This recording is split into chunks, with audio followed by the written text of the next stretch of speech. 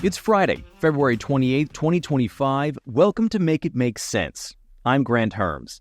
Today on the show, no more town halls.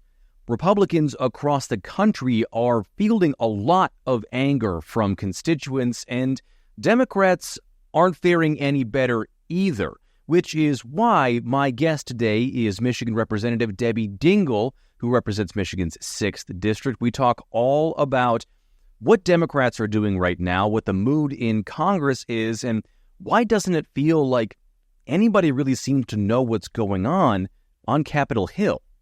But first, let's get to your headlines. On Tuesday, Donald Trump said Ukrainian President Volodymyr Zelensky would be visiting the White House today to sign a major agreement to give $500 billion in mineral rights to things like natural gas, coal, and rare earth minerals that Ukraine has over to the U.S. The deal, Trump said, would give Ukraine, quote, the right to fight on in their war against Russia, but didn't say whether that meant the U.S. was going to continue to give Ukraine weapons or financial support.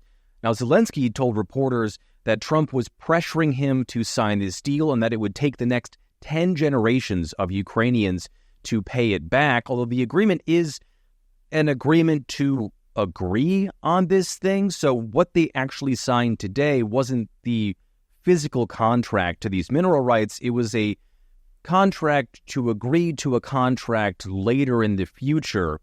But more importantly, when Zelensky did visit the Oval Office, he was there with Donald Trump and Vice President J.D. Vance and got into a pretty heated exchange. We're going to feel very good. Feel influenced. We're going to feel very good and very strong. You will feel influenced. You're right now not in a very good position.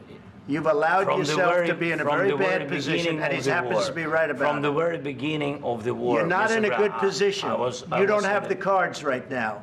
With us, you start having cards. But right now, you don't. You're playing cards. You're playing cards. You're gambling with the lives of millions of people. You're gambling with World War III. You're gambling with World War III. And what you're doing is very disrespectful to the country, this country, that's back to you, far more than a lot of people said they should have. So that's not great to have play out in the Oval Office in front of cameras. That Zelensky's anger at J.D. Vance is likely stemming from Vance's visit to Europe last week, where he was expected to call for European support for the U.S. and Ukraine, but instead scolded European members and threw his support behind far-right groups and essentially said the U.S. was now on the side of Russia, or at least Russian-aligned interests, and that our 80-year alliance post-World War II is likely coming to an end in Europe. On Wednesday and Thursday this week, and I'm going to bundle these two together, we had two major rulings that came down about two of the administration's biggest moves. The first one was late Wednesday night before a midnight deadline when the Supreme Court gave Trump his first big victory. The court put a freeze on a lower court's ruling that would have unfrozen $2 billion in foreign aid. Chief Justice John Roberts seemed to say he wants to move quickly on this because the pause is only temporary. It's what's called an administrative stay. The foreign aid groups who sued in this case were given until noon today to respond, which, as I'm recording this, I haven't seen that come out yet. But this is still a big win for Trump, which was one of the first real tests of some of the things that they've been doing at the Supreme Court. The second ruling was one out of California on Thursday that, unlike the ruling Wednesday, was a setback for the work being done by the Department of Government Efficiency and the Trump administration. The judge in San Francisco ordered the Office of Personnel Management to reinstate all probationary employees who were fired, calling their firings illegal. And as a reminder, this was something like 16,000 people who were let go, some of which, yes, were new hires, many of which were in their final steps of being a probationary employee, which sometimes can be 3 to 5 years or longer, depending on the position. And quite a few of these employees were employees who had been promoted, because when you're promoted to a new position in the government, that new position comes with a probationary time period. So these were people who were dedicated and good at their jobs, who had been promoted because of those things, who were then fired. Now, when the judge handed down this order, he said OPM, quote, does not have any authority whatsoever under any statute in the history of the universe to hire and fire employees at another agency, which for a federal judge is basically one of those howler messages from Harry Potter. The ruling, however, will likely be appealed to the Supreme Court, and that's setting the table for the first serious fight over Doge in our country's highest court. Also on Thursday, the legendary actor Gene Hackman and his wife Betsy Arakawa were found dead in their New Mexico home along with their dog. Sheriff's deputies were called to the house after maintenance workers found the front door ajar and then saw the bodies inside, though investigators say right now there's no evidence of foul play. Arakawa was found on the floor in a bathroom with a space heater and a bottle of spilled prescription pills all over the place. The dog was found nearby. Hackman was found in a mudroom on the floor, so a separate room, where investigators say he appeared to have collapsed. Both bodies, investigators say, showed signs they had been dead for some time. The investigation into this is still ongoing because while no foul play is suspected, they are ruling this as suspicious. Gene Hackman was 95. His wife, Betsy, was 65. And finally this week, U.S. Space Force released pictures of Earth from a super-secret space plane, which is absolutely a real thing that we have, apparently. The plane is a Boeing X-37B, which is propelled by a SpaceX Falcon Heavy rocket. It was launched back in 2023, and while it's been up there, it's been doing some secret science experiments on things like cosmic radiation testing or trying cutting-edge flight paths, taking it in and out of specific orbits. It sounds like something out of a science fiction movie, and it is kind of awesome. It also has a number of classified experiments that it's been doing because the plane is also considered vital for what's known as space domain awareness, which is essentially national security in space. It's also meant to gather data about whether or not we can actually get to Mars, but the photos of our planet right now are still pretty stunning. All right, that's it for our headlines. Let's get to our main topic today. Voters are unhappy with pretty much everyone. Over the past week, something has been happening across the country. Normally, members of Congress go home for the weekend to just be home with their families, but also to go to events with businesses or to meet donors or to hold town halls. Likely this weekend in your district, there is some kind of event that your representative is holding. Most of those events are put up on their websites, or you can always call their office to find out. And most of the time, they do want to talk to voters, and all of the time they need to talk to voters so they can get votes for the next election. And this past week, voters in places all over the country have been coming out to say that they are angry over what's been happening in Washington. It's been showing up in polls and focus groups, and most importantly, like I said, at those town halls, where crowds of angry people have confronted mostly Republican representatives about what Trump and Elon Musk have been doing in the last month. Like this one in the deep red Georgia district of Congressman Rich McCormick. He was the guy a little bit ago who said that when funding was being cut for school lunches for kids who would go hungry otherwise, said that those kids, many of whom were in elementary school, should get jobs to pay for those lunches. Well, he had a disastrous town hall that sounded like this. Tyranny is rising in the White House, and a man has declared himself our king. So I would like to know, rather, the people would like to know what you, congressmen, and your fellow congressmen are going to do to rein in the megalomaniac in the White House. When you talk about tyranny, when you talk about presidential power, I remember having the same discussion with Republicans when Biden was elected.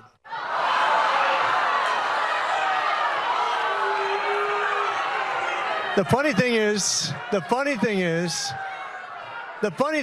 you're sitting here and a lot of you would probably say those January 6s who are yelling just as loud as you, who are upset just like you. Not what you want to hear if you are Mr. McCormick. Now, there was another town hall just like that one up in Wisconsin, also in a heavily Republican district, where voters booed and groaned at Representative Scott Fitzgerald. You cannot just sit back and wait. Right. Things are happening at warp speed, illegal things that are having consequences right now, and we need you. Yeah. Discussion in and around DOGE, and with the probationary moves that have already been done, they're going to have to be scrutinized at some point by. That's your job. And it hasn't just been in person. There have been radio interviews like this one from Oklahoma, maybe the most conservative state in the country, where a voter accused his representative, Stephanie Bice, of purposefully misleading him live on air.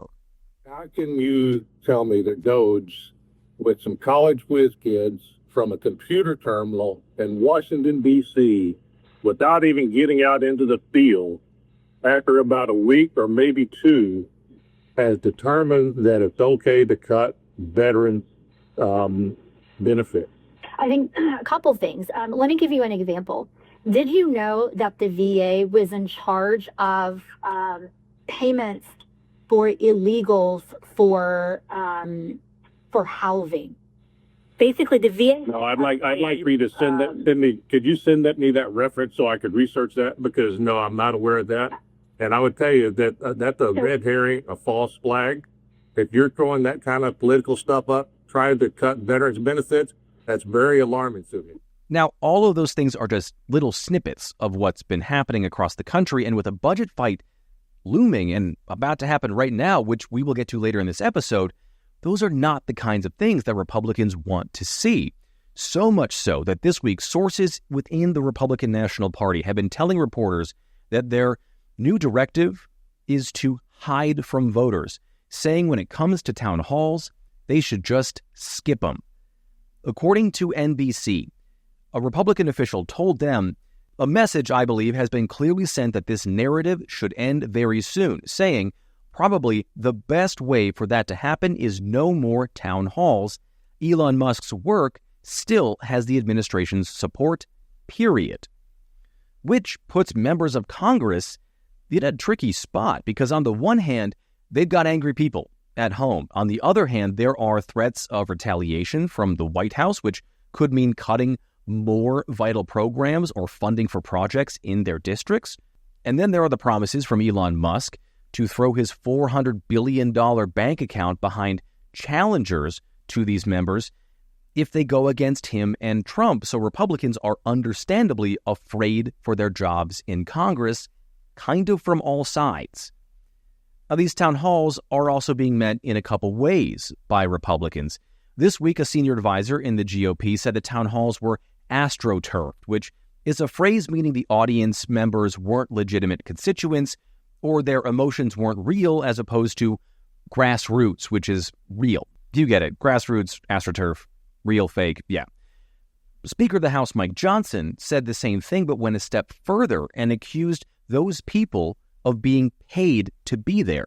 No, I don't, because the videos you saw of the town halls were for paid protesters in many of those places. These are Democrats who went to the events early and filled up the seats. If the videos had panned outside the building... You can't argue they were all paid protesters, though, Mr. Speaker. Many of them were. A Republican acknowledged they were his constituents.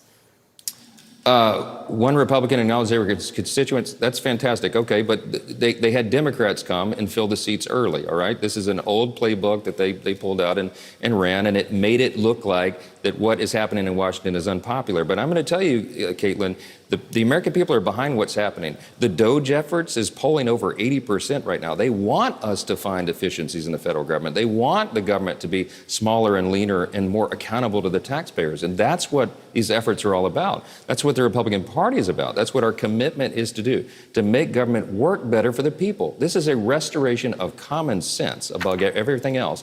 And I think the American people are going to remain in favor of what's happening here.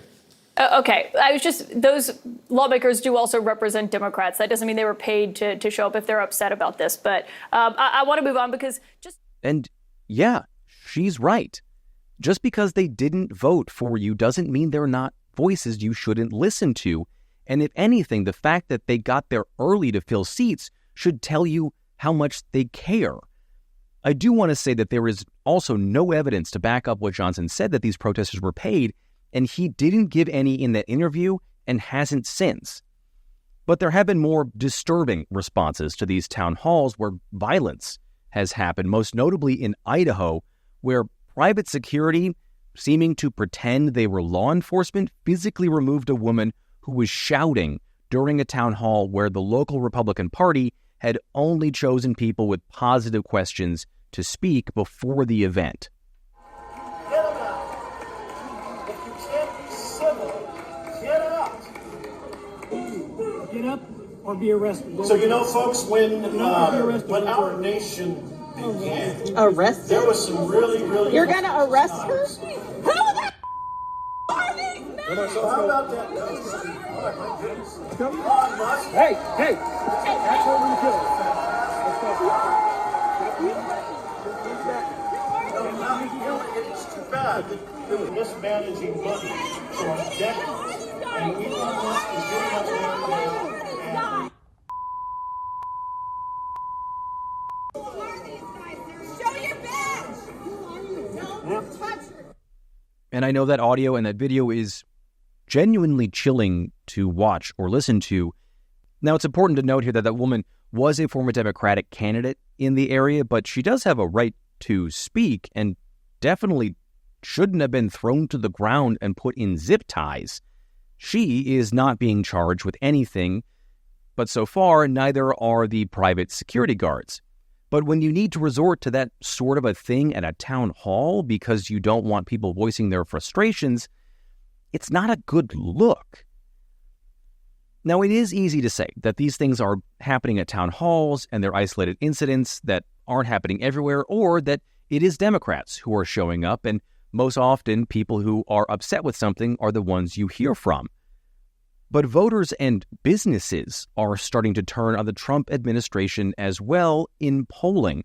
This week, a longtime and very good Republican pollster, Sarah Longwell, who runs some of the best focus groups in the country, and focus groups are just small groups of voters who are asked questions and then given time to give longer answers as opposed to the more traditional multiple choice polls we know about. Longwell said that voters are starting to have some buyer's remorse. Here's a clip of that town hall and what she said she found.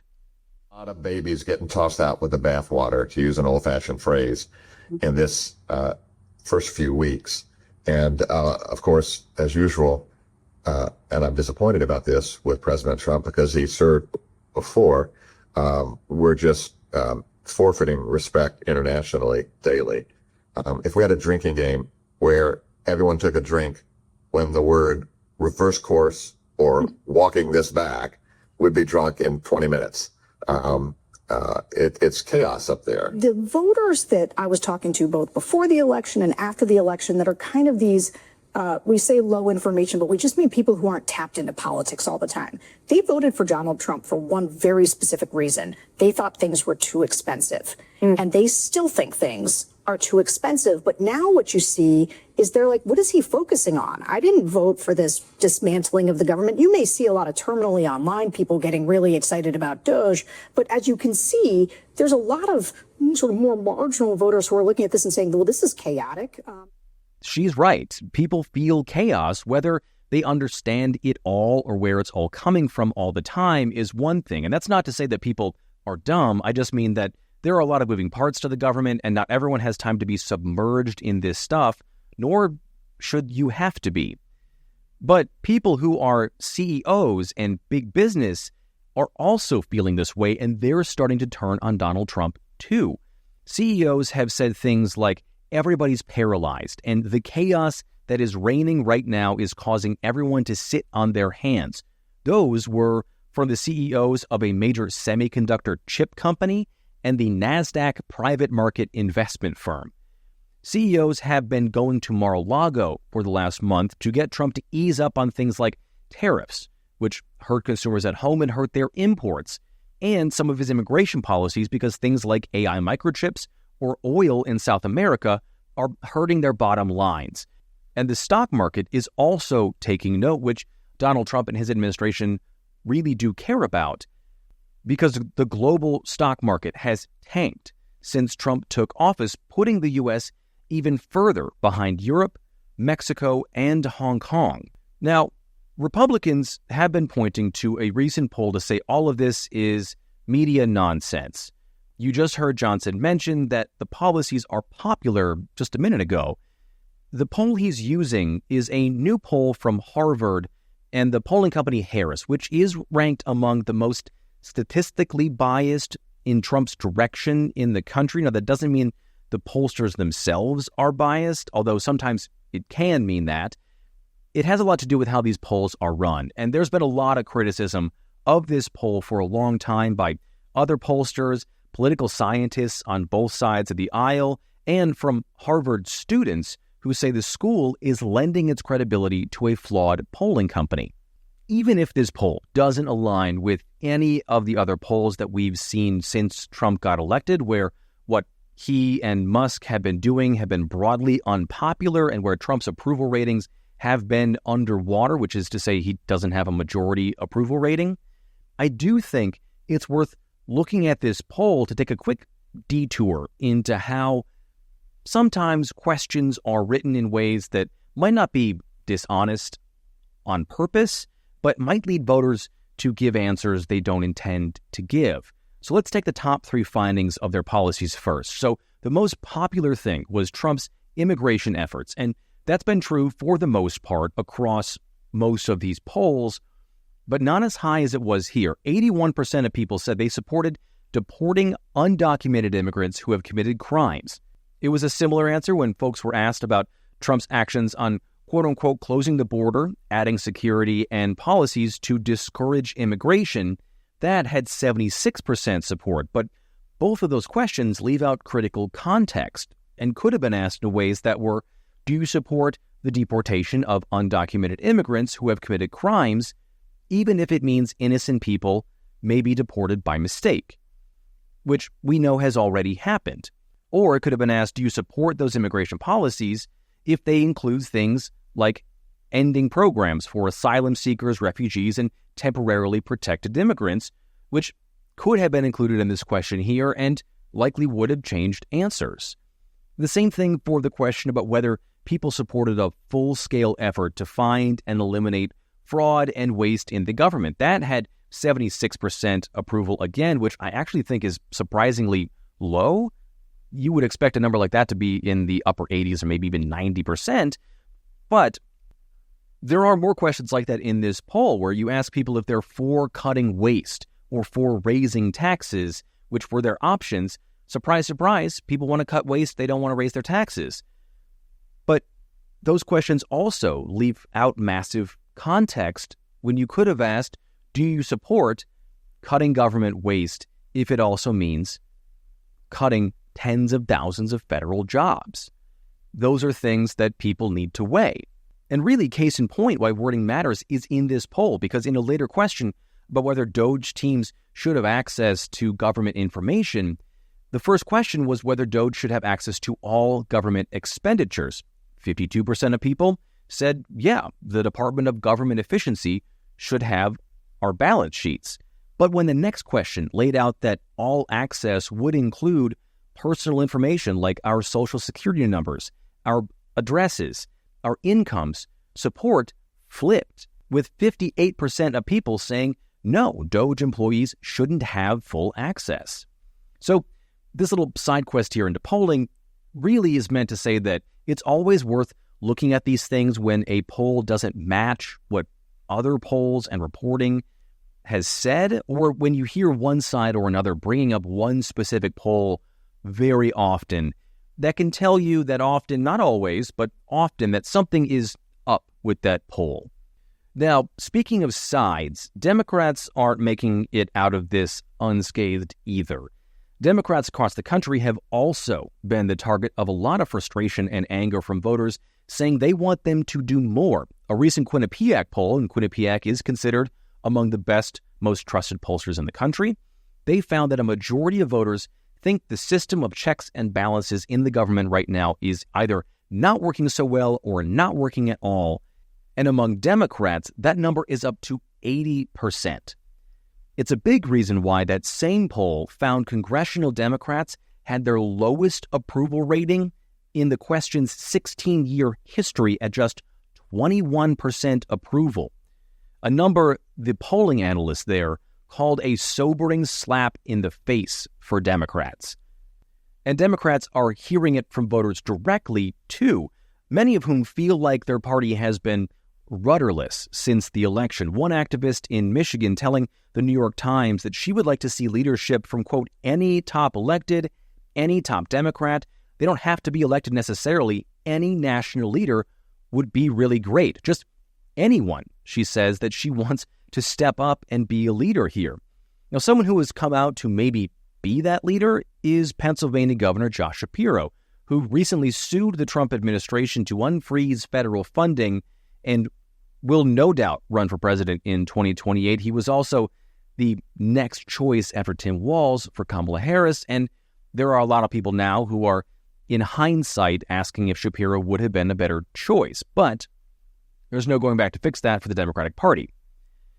Shapiro also says in that same New York Times article about voter frustration about Democrats that, quote, they're failing to do what is their fundamental responsibility constitutionally to be a check. And he said, quote, Democrats are failing to address the real concerns that people have. So failing them in Washington and failing them at home. All this is happening as we head towards a government shutdown in 2 weeks, and we get to where the rubber really meets the road when it comes to talking about a budget to avoid that shutdown, which means members of Congress on both sides of the aisle will need to start making some real decisions or continue to face more angry voters.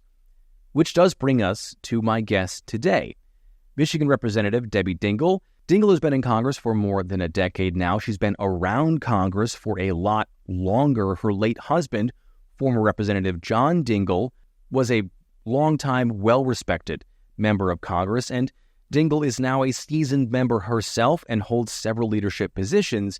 And we talk all about how voters are feeling about Congress right now as a whole and how they want them to take back some power from the White House, what Democrats are feeling, and where the Democratic Party is right now and what that means is going to happen over the next 2 weeks.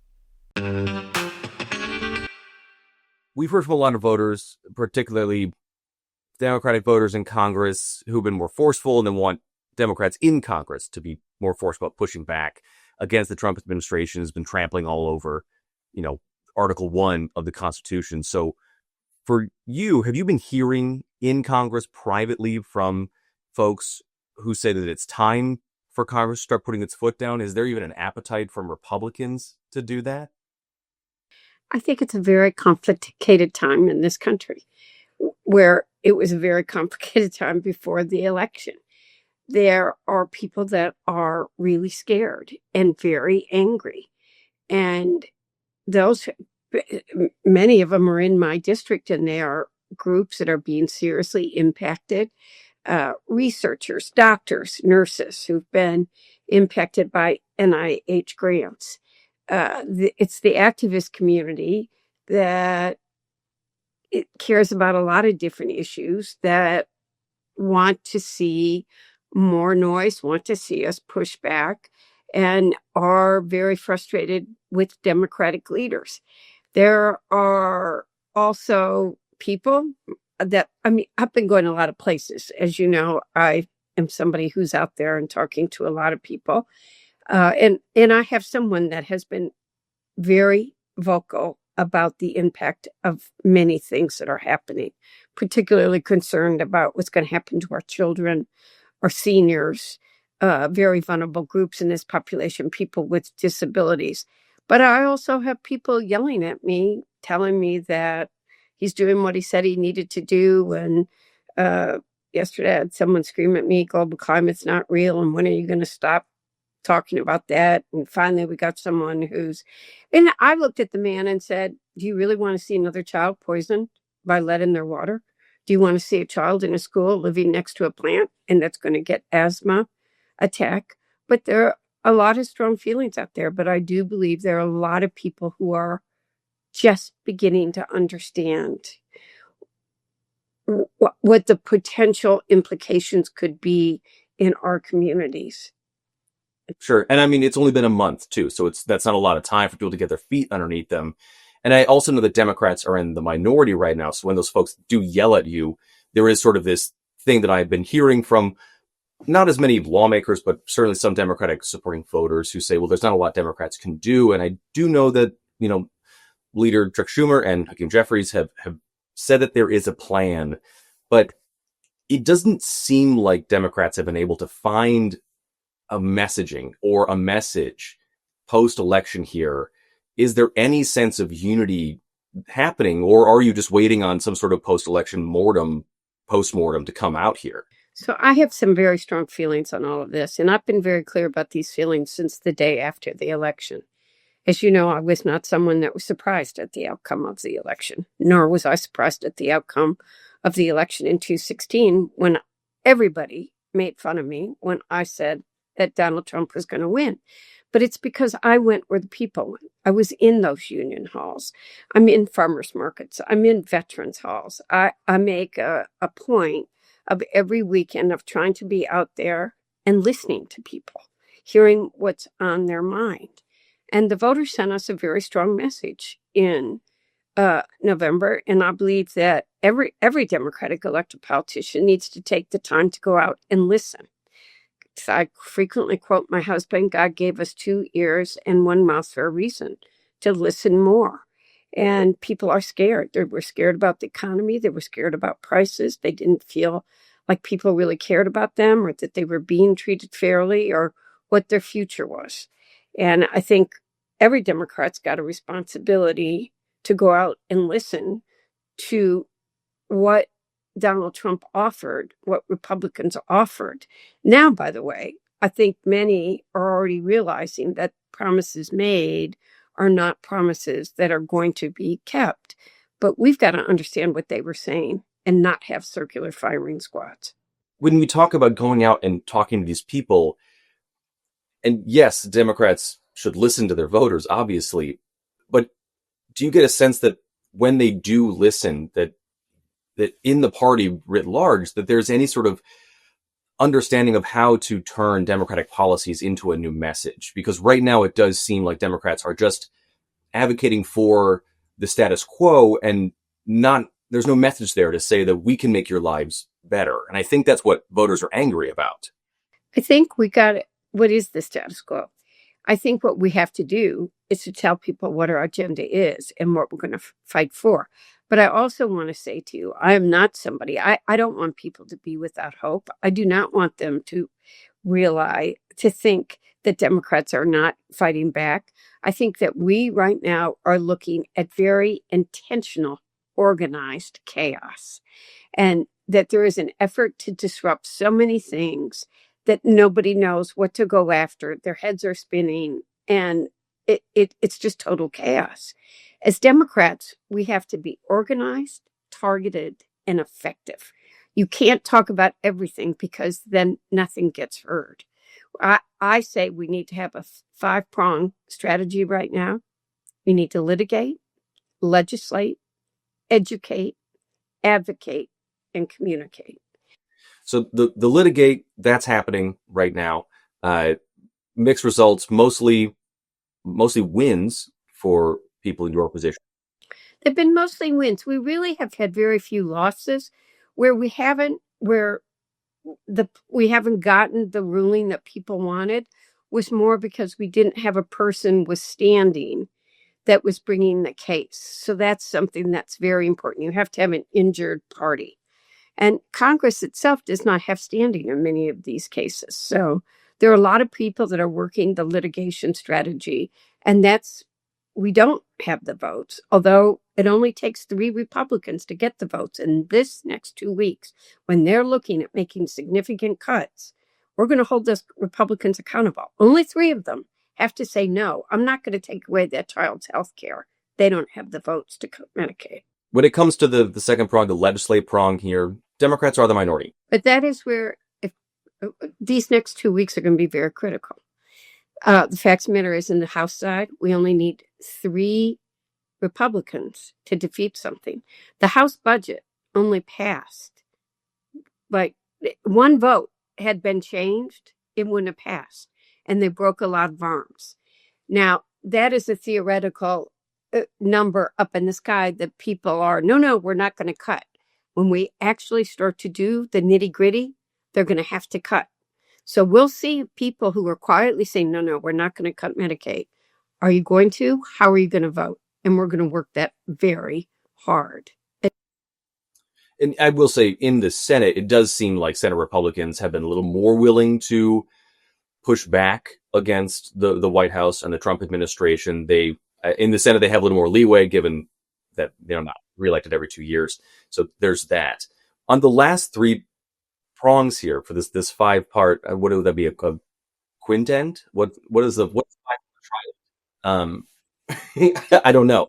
Educate that's what I'm doing every day. I'm like, I haven't had a voice, and I got the winner, whatever everybody gets. And I have been, you meet with groups. I mean, first of all, you go out and there are groups you don't want to put a target on, but people don't understand how food banks have been impacted, how people talk, when the first grant freeze came out from the federal government, Meals on Wheels, Head Start programs that are the backbone of our community, were frozen. But in early February, food banks across the country were told that they weren't going to get the level of food that they thought that they were going to get. So even legislators are becoming educated. On Valentine's Day, I always go to my veterans hospitals. One's got the name of my husband on it, and I spend a lot of time there because I've got a moral obligation to them. And I have a fabulous Ann Arbor VA, and I'm always there on Valentine's Day. I talked to those veterans and found out what was happening. Then you go out and you say to the community, hey, these things that we've been working for, you have to remember, veterans care was an embarrassment in this country over the last decade for many, many reasons.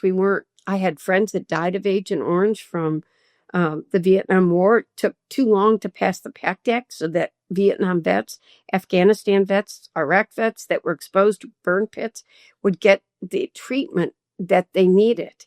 There were long wait times. I had a veteran that had oral cancer and had just been getting the runaround. I hands-on. We've made progress on waiting lists, being able to get to the doctors. Now suddenly, the first cut was concerning. This week, they cut tens of 30 people, 20 people. That's going to impact veterans care, and we shouldn't be. So you got to educate yourself, then the community about what's happening. Then we got to make sure we're advocating, and the veterans are saying, you can't do this to us. This isn't okay. And those of us in the community that care about making sure that people that fought to keep us free are safe. And then you got to communicate to people in your community that this is happening. And you also have to tell the veterans, we're going to fight for you. When it does come to the communicate portion here, I want to ask about turning some of the power over to younger members of Congress, because they have been able to resonate and find communication in those ways that it seems like Congress writ large has been unable to do. So I want to come back at you. I have been in a lot of, we need young people. Representative government is representative. Young people, seasoned people, and people in between. That's what representative government is. And we need young people. Jasmine Crockett is great, and she's got lots of followers. But those people with lots of followers aren't necessarily communicating with the people that we lost last fall either. And what we need to be doing is communicating to everybody. I'm here doing this podcast. I'm trying to, and I'm out doing a lot of events. And I would also tell you that the number of things that I do, I listen to people. I heard seniors after some of last month, there was a lot of senior bashing, which you may not even have been aware of. And they were like, what, we're worth nothing? Our lives are worth nothing? And seniors are 20% of our population. So they've got a right to have a voice. Young people need to have a voice. We need to learn from young people And young people can learn from seasoning too. Relationships matter. Social media kind of makes people not have relationships, not know people, not know how to trust people. It gives people an anonymity that they can say anything and not be part of a community. So I think we need everybody. Everybody can learn from everybody, and we need everybody communicating. On the topic of senior bashing, let's talk about the budget and the Medicaid cuts that are going to have to be a part of this. $880 billion over the next 10 years.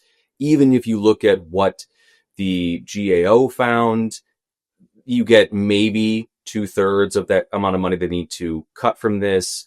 This is just a budget framework right now, but like you said, what was outlined that needed to get done from the committees, that the money is going to have to come from Medicaid and SNAP. What's the Democrats' plan here going forward in the next 2 weeks? Is a government shutdown something you're going to leverage here?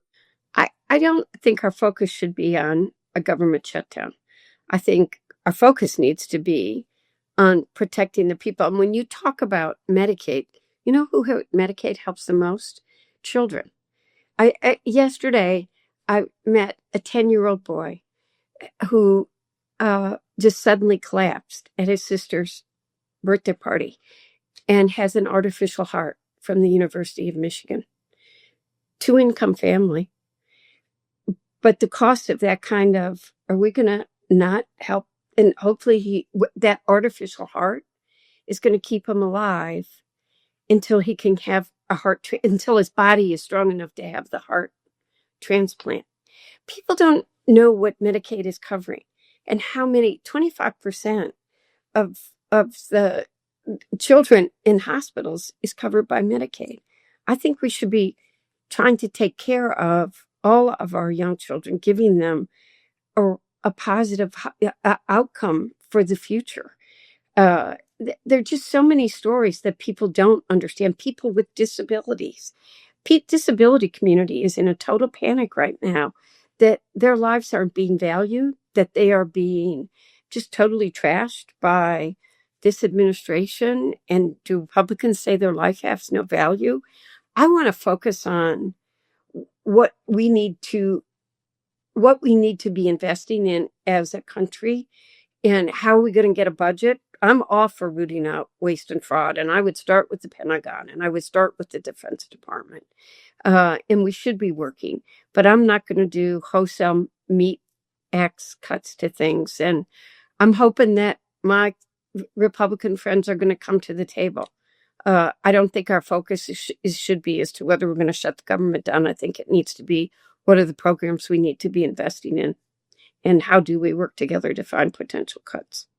Do you think there's a middle ground, or do you think there's a way to work with them right now, or are they just too afraid of the consequences from the White House? Let's just say actions so far demonstrate. I mean, when you have an unelected president, let's remember what happened on the budget in December. And when we reached agreement, Democrats and Republicans, and Mike Johnson went out and we had an agreement, and Elon Musk didn't like what was in it. We had negotiated some very critical, important health, like telehealth. What's going to happen to telehealth? That saves money. And if you're in a rural community, it's critical because they're not the doctors. And Musk threatened to primary Republicans who voted for that. I think that you have to look at that as a potential factor in the next 2 weeks. I'm going to focus on protecting the programs that need to be protected and investing in what our communities need. And how do I work with you to eliminate waste and fraud? Congresswoman Debbie Dingell, thank you so much for coming on. I really appreciate it. Thank you. Thank you for having me.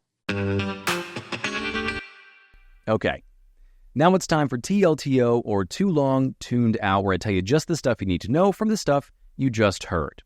Over the last week, we have seen a groundswell of voters be frustrated and angry with their members of Congress on both sides of the aisle. Several Republicans have had disastrous town halls where constituents in their districts have yelled at them, have screamed at them, have booed them over their acceptance of what Donald Trump and Elon Musk have been doing, and they want those members of Congress to try to rein in the president a little bit more. On the other side of the aisle, Democrats and their voters and their constituents have been unhappy with Democrats who seem to have been listless for the past month, but really since the loss in November. Democrats say they want more from their members of Congress. Now, all of this is playing out against the backdrop of a government shutdown and a budget fight that we are going to head into in the next week here. So we will see what happens next, whether members of Congress who will have to answer to their constituents if they can't get things in this budget or they have to cut major things like Medicare or Medicaid or food stamp benefits, or if members of Congress will stick with Donald Trump and Elon Musk out of fear of losing their seats in 2 years. But for the time being, and for today, that is it for our episode. If you like the podcast, please rate and review wherever you listen to your podcast. If you didn't like this episode, forget I said anything. Also, subscribe to the Make It Make Sense Substack, where I've got bonus articles up, including a brand new one up this week about why a push to end gay marriage in Michigan matters a little bit more than where it's been in other places. You can also subscribe to the Make It Make Sense YouTube page, hit like and subscribe and the bell for notifications, the whole YouTube deal. And as always, follow the show on social media. It's Mims News Pod. That's MIMS News Pod, all one word on every platform. I am at Granthermes on X and Bluesky, and at Granthermes TV on everything else. Thank you so much for listening today. I'm Granthermes, and I'll talk to you next week.